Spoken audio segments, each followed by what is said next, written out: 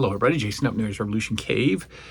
Evening time here in the at the compound. It's like almost 9. Children are still awake, of course. It's only 9 o'clock. We just went for a ridiculously long walk around the neighborhood, and yeah, I'm getting the video produced later than usual. For all of you dying to know how my norovirus is doing, I think we're out of the woods, as they say. Out of the bathroom, out of the woods. I think we're done. I think we're at the tail end of it. I think Liam's done, and I'm probably on my last day of losing lots of weight in the bathroom. All right. So it's another 80's Remember. It's another 80's Remember tonight. And I think part of the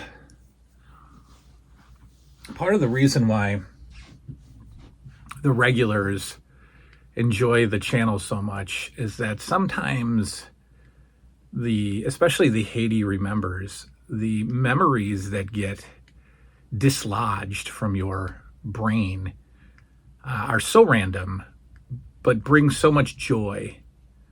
And I got a feeling that as I talk through this 80's Remember, I'm just going to have joy and memories that weren't awake as of an hour ago.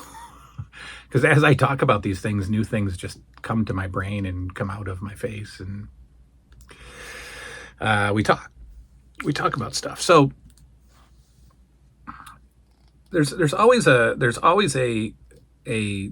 debate or a battle in the house here, evening times, with both of my children, around 7:30, 8 o'clock at night. For Liam, it's around 11:30 at night. They begin wanting food. They begin wanting snacks. And one of the parents in the house always has a fit about it. The other parent in the house embraces it, because it's the evening snack. Hey, do you remember the evening snack when you were a kid? That's right. Did I say whatever happened to? It's not a whatever happened to. It's a 80's Remember.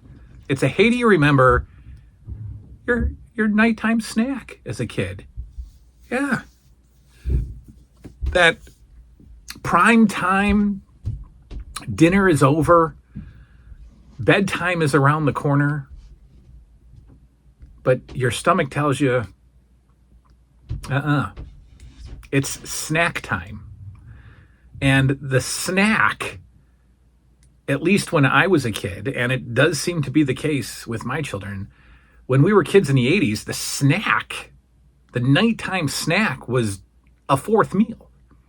Not necessarily in size, but in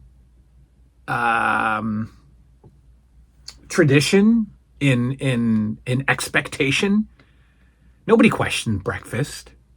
You didn't question lunch. You certainly didn't question dinner. And in our minds, you didn't question the nighttime snack. It was the fourth meal. It was just going to happen. It was part of our lives. It was part of our routine. If you remember a couple of days ago, our chat about the importance of routine. Now, my kids are all over the place with their snacks now. Finley, who's my little linebacker, my little offensive lineman, his snack usually consists of another dinner. So that usually gets shut down. Liam, who doesn't eat traditional food, Liam's snack is usually ramen noodles, some bizarre lunchtime food, something odd. Or I get asked to go to the store in the middle of the night for snacks. When Liam and I are watching movies, his snack time begins at about 10:30, 11. And again, it's ramen noodles with a hot dog in it or something, just something bizarre. Something bizarre. And I would say, you two children of mine, snacks used to be so much more simple, so much more entertaining. They meant so much more than, I wasn't going to have ramen noodles and a hot dog when I was 9 years old in 1985. No, I wasn't going to do that.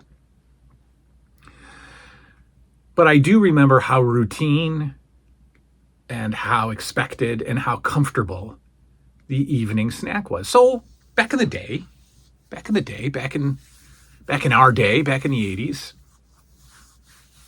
I figure around 7:30, 8 o'clock, just as prime time television was starting, right? See, the snack for us was more television based. When the family sat down for the weeknight television lineup, that would indicate to us that it was snack time, because we would all probably get our snack and sit in the living room all along the coffee table and eat our snacks while we watched whatever, Doogie Howser or The Wizard of Oz or The Great Pumpkin Charlie Brown. And I remember snacks were probably one of 3 or 4 choices. We were either going to have chips of some kind, Doritos, Ruffles, chips and dip. That was always a snack option. Dip, that was special. If you had dip, that was like a Wizard of Oz night. That wasn't just a regular Wednesday night 8 p.m. show. That was a special show. So chips, ice cream, or cereal. Chips, ice cream, cereal was our options. Cereal was a common go-to snack at nighttime in our house growing up in the good old 80s. It is not the snack of choice in our house today. The children want nothing to do with cereal for breakfast or for snack. Chips, sure. Chips, Doritos were common. And like I said, chips and dip was a common nighttime snack. And I just got a flashback memory of eating chips and dip while watching Wheel of Fortune on a random, see, that's what happens. The thoughts just come to my mind. Or ice cream. Ice cream was always a big snack item in our house.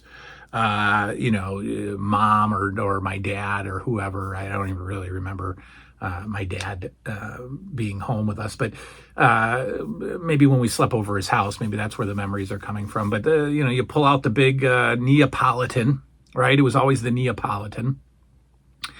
They didn't splurge for the Breyers cookie crumble ice cream or the fancy ice cream. It was always the store brand Neapolitan, which is chocolate, vanilla, and strawberry all in one loaf.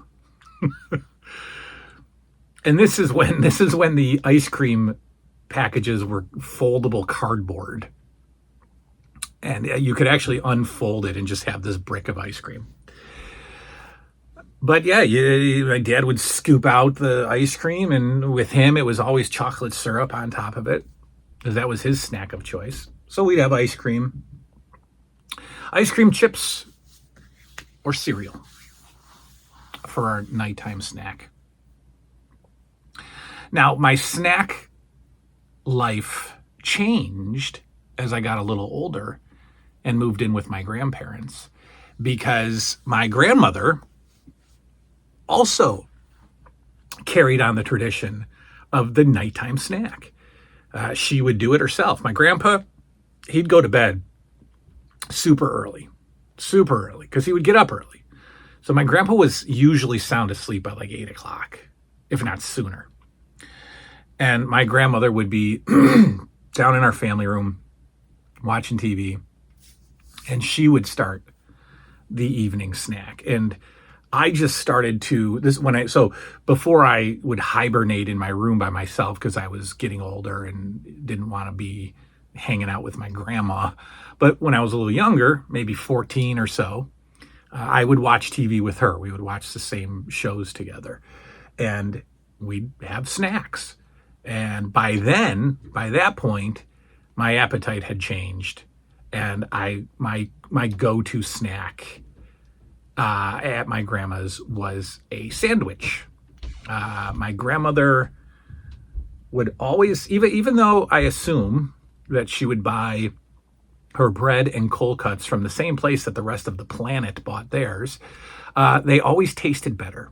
My grandmother always had the best sandwich bread in the world and the best cold cuts in the world, even though they were the same as anybody else had.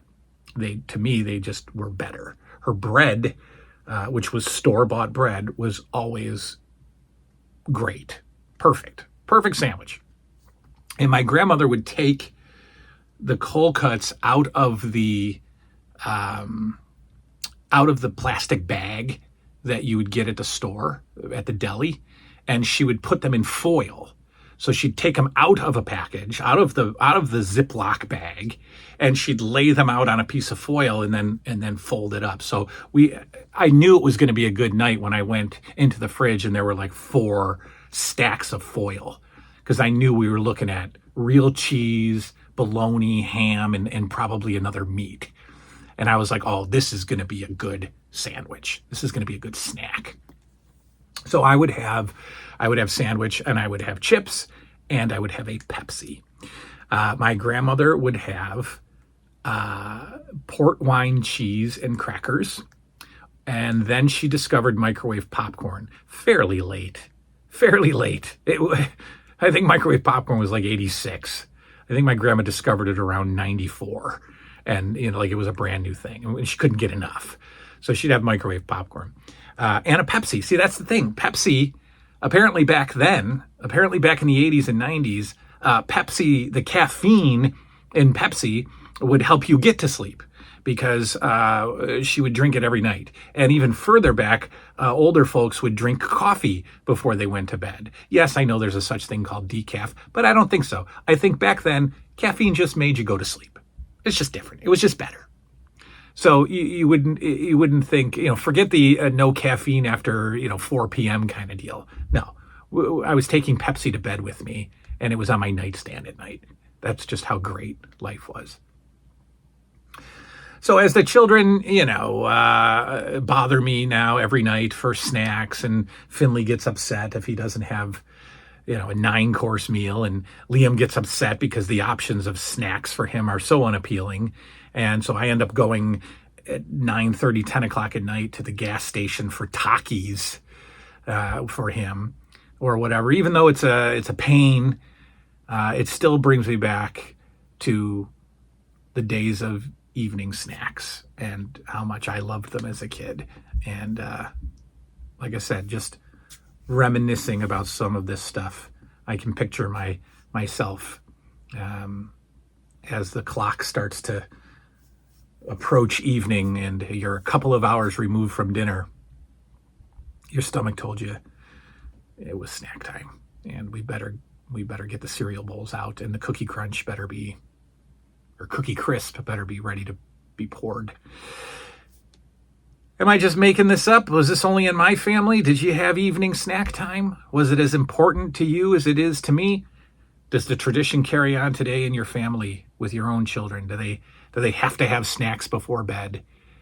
And are they ramen noodles and hot dogs like my lunatic upstairs? Leave your comments below as always. We'll see you next time. Good night now. I'm going to go have a snack.